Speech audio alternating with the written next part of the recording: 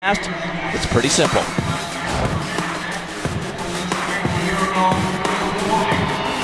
This is Josh Kerr just biding his time last year with King Ches leading.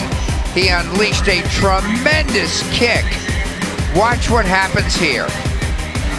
Ches, with his over 15 NCAA titles in his career, just could not hold off Kerr. The young man from Scotland and the University of New Mexico pulled away for victory down the home stretch comfortably. With a 3:54 mile coming into this meet, will he be able to hold up for this men's mile?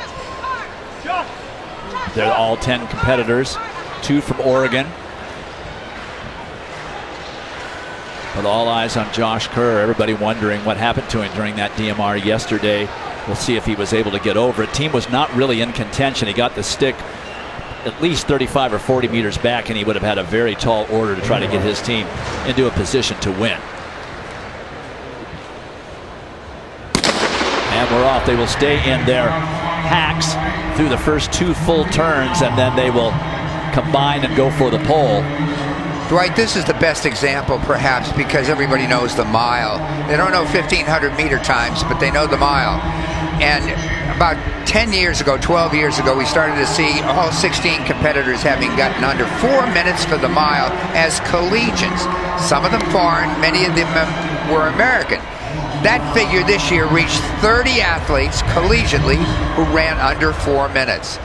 And it is just astounding what's going on. The coaches shake their head at how fast guys are getting, and the quality keeps increasing in this meet. Of the 34 events being contested here, 17 men, 17 women, 16 this year had the best all-time times for #1 performer, and 16th place was the best performance as well. Unheard of. Little collision there between Josh Kerr and Patrick Joseph of Virginia Tech as Kerr passed on the inside. Little bumpage there. Joseph, I think, is somebody to highlight here. He ran 1:46.2 for the distance medley relay 800 meters last night. Torched everybody and built up a lead that proved to be insurmountable for everybody else. He's got excellent speed. Let's see what happens here. This field is all very talented. Yet to make it in here, he had to run 3:58.28 seconds.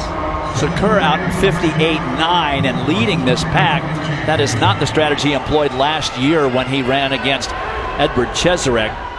He bided his time, let Cheserek take all the pressure up front, and then just made a huge move with a little more than a lap to go. They're running very smartly, Dwight. Very solid pace. Very few guys out in lane 2. Not a place you want to be or to stay, because if you run 4 of the 8 laps out there, 800 meters, 2:01.7, that's actually 880 yards.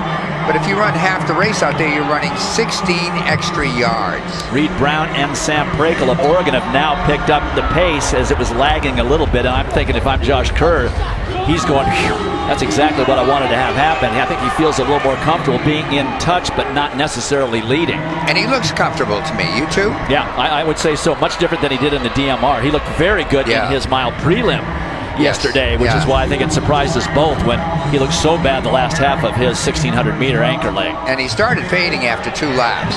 So he looks full of run. You can tell by his stride how comfortable and beautiful it is. He has run extraordinarily well since he came to New Mexico.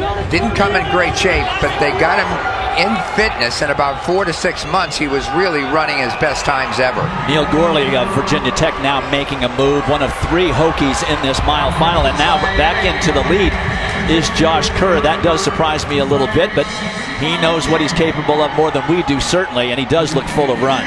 3/4 of a mile reached in 3 minutes 2.27 seconds. And there's plenty of good half-miling speed out there in this mile group as Kerr now coming up to the bell with 200 meters remaining. And he still has another gear. We've seen it before.